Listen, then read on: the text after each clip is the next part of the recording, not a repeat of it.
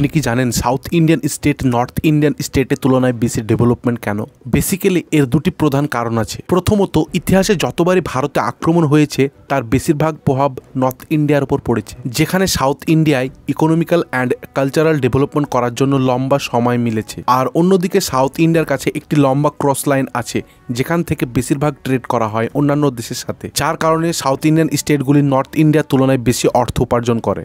Titanic জাহাজটাকে এমনভাবে বানানো হয়েছিল যে কোনো কারণবশত জল ঢুকলেও ডুববে না। তাহলে কেন ডুবেছিল টাইটানিক জাহাজ? ঘটনা হচ্ছে, টাইটানিক জাহাজ যখন আইসবার্গের সঙ্গে ধাক্কা লাগে আর জাহাজের সাইডে অনেকগুলি ছেদ হয়ে যায় আর সেই ছেদ দিয়ে জাহাজের মধ্যে জল ঢুকতে থাকে। টাইটানিক জাহাজটিকে এমনভাবে তৈরি করা হয়েছিল যে 4টি কম্পার্টমেন্টে জল ঢুকলেও ডুববে না, কিন্তু বিষয় হচ্ছে আইসবার্গের সঙ্গে ধাক্কা লাগায় জাহাজের 6টি কম্পার্টমেন্টে জল ঢুকেছিল, যার ফলে জাহাজের এক মাথা অতিমাত্রিক জলের কারণে সমুদ্র ডুবতে থাকে আর অন্য মাথা উপরে উঠে যায়। শেষমেশ জাহাজটি ব্যালেন্স হারিয়ে মাঝখান থেকে ভেঙে যায়, যার ফলে সম্পূর্ণ জাহাজটি গভীর সমুদ্রে তলিয়ে যায়।